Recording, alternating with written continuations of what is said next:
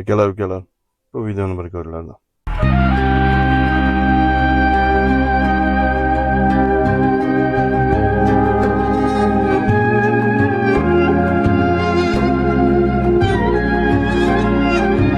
Bu odamning ahvolini ko'rib turibsiz.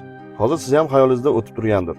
Bu jinnik shekilli o'zi nogiron tug'ilgandir. Yo'q, bu sog'lom bo'lgan, hamma yo'g'i bo'lgan, boyligi bo'lgan, biznes ko'chada hurmati, uy-joy, oilasi hamma yo'g'i bo'lgan, lekin bitta xato qilgan, qimorga berilib qolgan.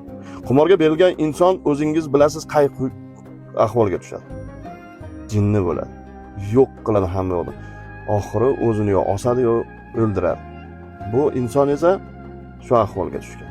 Ota-onasi davolatgan, iloji bo'lmagan, chunki katta-katta summalarni yutqizib bo'lgan. Shuning uchun inson har doim hushyor bo'ladi. Qimorga umuman ishonmang. Qimor bu oxiri yo'q narsa. Odamni ko'kartirmaydi. Oxiri yo'q bo'ladi. Ota-onangizdan, bola-chaqangizdan, boringizdan, hamma narsangizdan ayrilasiz. Akalar, ukalar, halol mehnatga peshana teri bilan topgan narsangizni yo'qotasiz. Ishoning. Shuning uchun halol mehnatga harakat qiling. Tez boyiyman deb turib qimorga ishonib qolmang. Sog' bo'ling.